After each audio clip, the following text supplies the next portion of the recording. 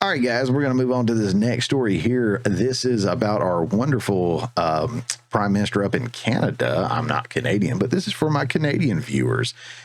Speaking of which, big shout out to a good Canadian friend, Sean from Third Railify.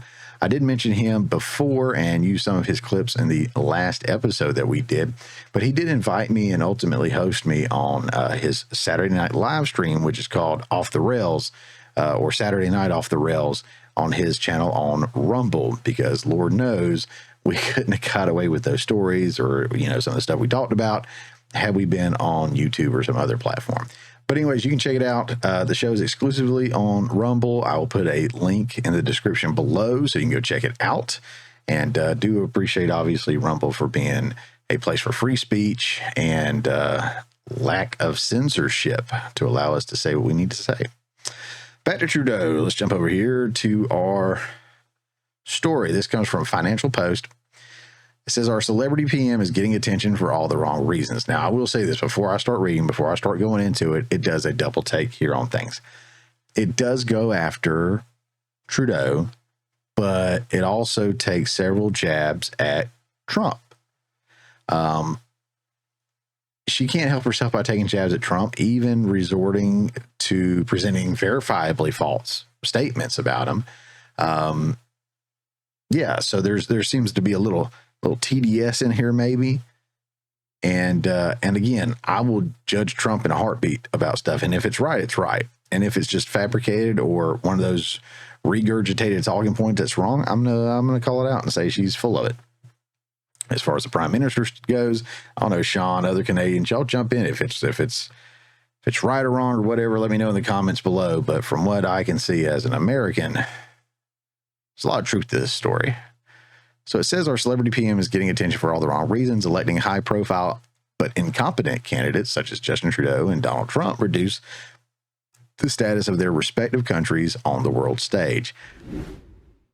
Little truth to that. There he is. Little Castro. All right. In 2015 and 2016, Canadians and Americans both elected an incompetent celebrity who lacked the credentials to govern. Prime Minister Justin Trudeau and former U.S. President Donald Trump both reduced the status of their respective countries on the world stage, but Trudeau has also damaged Canada's economy, housing market, and healthcare system while increasing taxes and racking up huge amounts of debt, earning him derision from experts and pundits on both sides of the border. Hope this isn't one of those articles that jumps around and bounces while I try to read it. Canada is also one of the few advanced countries that has not recovered its pre-pandemic level for per capita GDP. Longer term, the OECD projects that Canada will rank dead last amongst OECD members in real GDP per capita growth until 2060, if you follow all that. This underscores that without fundamental changes to our approach to productivity and growth, Canada's standard of living challenges will persist well into the future, wrote Toronto Dominion Bank economist Mark Ercolao last summer. Recently, American satirist Bill Maher, who is hit and miss for sure, and it seems like he's waking up to a lot of the stuff that the left is doing, but he can't leave the club. The club. Yeah. Whatever. Bill Maher, a Democrat and self-described fan of Canada, and Canadians weighed in, showing how the United States is vastly outperforming its northern neighbor. Unemployment is 3.8% in the U.S. and 6.1% in Canada, and 14 of the 15 most populated cities in North America are in Canada. Last year, Canada added 1.3 million people, which is a lot in 1 year. The equivalent of the U.S. adding 11 million migrants in 1 year. And now they're experiencing a housing crisis even worse than ours, he said. What's frustrating is that under decent management, Canada could be as successful as Norway and Australia, but those countries successfully develop resources, provide generous social benefits, and enjoy international stature. Instead, Trudeau has driven out foreign investment, sabotaged resource development, reneged on our NATO commitments, and made Canada about as influential as Liechtenstein. I know I'm probably saying that one wrong, but what do you guys think? Are those that are more familiar with what's going on up there, is that pretty accurate? Has he been running off developers and stuff? That's stupid. It's really stupid. especially when you're trying to run a recovering economy. It says electing ill-equipped candidates such as Trump and Trudeau gives democracies a bad name. Trudeau was initially elected because of his last name. He had no track record, but was chosen because of his star power and because of his good looks. I heard that quite a bit when he was running. I remember that. There was even memes of like Ivanka Trump checking him out and stuff. I mean, hey, Trudeau's a good looking dude. He kind of looks like Castro a little bit, if you ask me. But, whatever. But yeah, apparently he had the family name that was in politics. Likewise, Donald Trump was elected because he starred in a fake reality show, The Apprentice, which depicted him as a self-made tycoon with impeccable judgment. Donald Trump was significantly more popular, famous before The Apprentice was ever even thought of. Trump's name was on plenty of buildings. He was in plenty of movies. He was mentioned in plenty of rap songs. I mean, Trump was well known worldwide. And nobody considered him racist until he ran for president. So he was very highly supported within the black community and black celebrities and everything. But, things change when you decide you're going to run for president. That being said, this fact about he got elected because he was on the reality show The Apprentice, and the way she worded it there, that's a little TDS. She's a little butthurt, but it's not true. That is not why he won. Anyways, the facts are that he inherited wealth, drove many of his operations into bankruptcy, and now faces multiple criminal charges and civil charges. Wonder why that is. Trudeau's latest budget increases the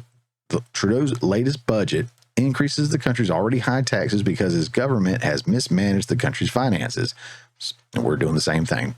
A prime example is the ArriveCan app. Costs so far have totaled an estimated $60 million for an app that was supposed to cost a mere $80,000 due to procurement blunders and sheer incompetence, and yet not one minister has been held accountable.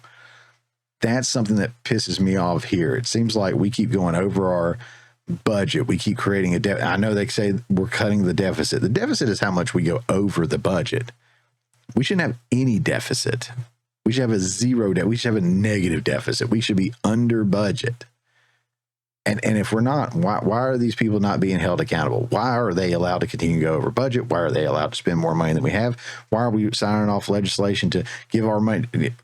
I'll save that one for later. There's another part of the show today. We're going to talk about that a little bit. All right. Back to this. Opposition to the current government is now widespread. One reader sarcastically wrote to me of the latest budget. If I were a software engineer living in California, I would just love to hop on a plane and work here and get taxed to the hilt, where making money is an embarrassment and trying to buy a house is like winning the lottery. If you get shares in the company, you only pay 50 cents more tax and capital gains than the U.S. Sounds great to me. Yes, that is sarcasm. I know it said it, but I think we've forgotten what that is because we've forgotten what comedy is, and everybody's so serious about everything. But anyways, it says, unfortunately, Trudeau and his NDP sidekick, Jagmeet Singh, aren't finished. These tax and spend twins plan to continue virtue signaling, ignoring economic realities, and will force our children and grandchildren to move elsewhere for good jobs and opportunities. I think that's it. Yeah. So as you can see, she was lying about some stuff about Trump. She's throwing some jabs because she's a little butthurt. I don't know if those were jabs or whatnot at Trudeau or if they were 100% accurate. Again, I know about some stuff going on, but I don't follow it as closely as I do our own country because Lord knows our stuff's so screwed up, it's got me occupied down here. I did want to look at a couple of comments. I'm not skipping around just to pick like the very best ones, but some of them are really long and detailed. I think the second one is. It goes into a bunch of numbers and dollars of Trump's reporting and other folks reporting, and it basically goes along the same sentiment. So I'm not skipping around. But again, the link will be in the description below. You can check this out. First one right here from Bart King. Diane, I usually don't mind your articles, but this one was mind-numbingly off target. Donald is the antithesis to Justin Trudeau, including in the incompetency comparison. Name one policy or sector of the nation, including foreign policy, that Trump has hurt the USA during his presidency as much as Justin Trudeau has hurt Canada. Spot on. Again, and I'm just reading these because I'm clearly not the only one that feels this way, and I'm sure there's other people in my comments down below that'll comment and, vent a little bit about this article too. It's really weird that these two guys are being compared. There was another one I was going to scroll to that was fairly short. I think it was this one. Yeah, it makes some good points. It's a little longer, but it makes some good points. It says, so Diane Francis is a Trump hater, facing multiple criminal charges. Talk about the U.S. 2020 election corruption. Nah. Can we guess her alignment to U.S. politics? But she did like the mandates and the shots. But now we see a strange phenomenon happening during these NHL playoffs. Bubble games are being referred to. What on earth is a bubble game? Well, it is what we now call the 2020 through 2021 playoffs. There's no mention of pandemic, no mention of COVID. They even share humorous videos of coaches with masks off trying to bark at refs or players, but no mention of masks. So that's what our pushback did. They can only say bubble. We're still working on climate crisis / change. Soon it will be reduced to weather issues, as the CC words won't be popular then either. So this Don, I'm assuming Don is a dude. Don Lemon. No, Don's the man. That's the way it should have been. Don's the man. That was cool. Great comment right there.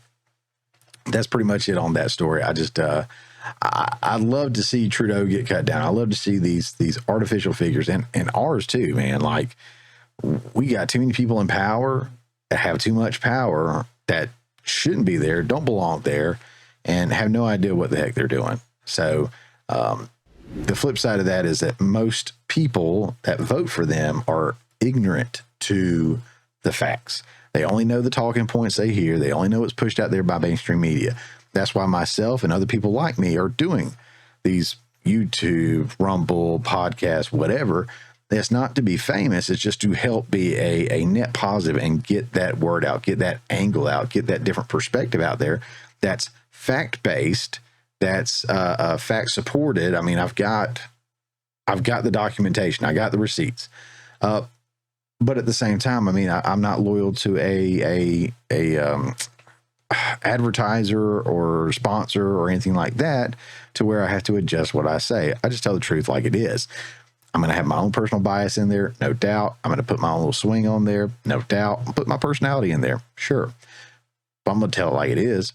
And I guarantee you it's going to be different than what you see on CNN, MSNBC, NBC, CBS, and all those guys. Hey guys, thanks for checking out this clip from the Morning Mayhem. Remember, this is just a portion of the full show that comes out every Friday morning at 10 a.m. Eastern Time. If you hadn't already, don't forget to subscribe so you don't miss out on any of the full shows or these tasty little nuggets.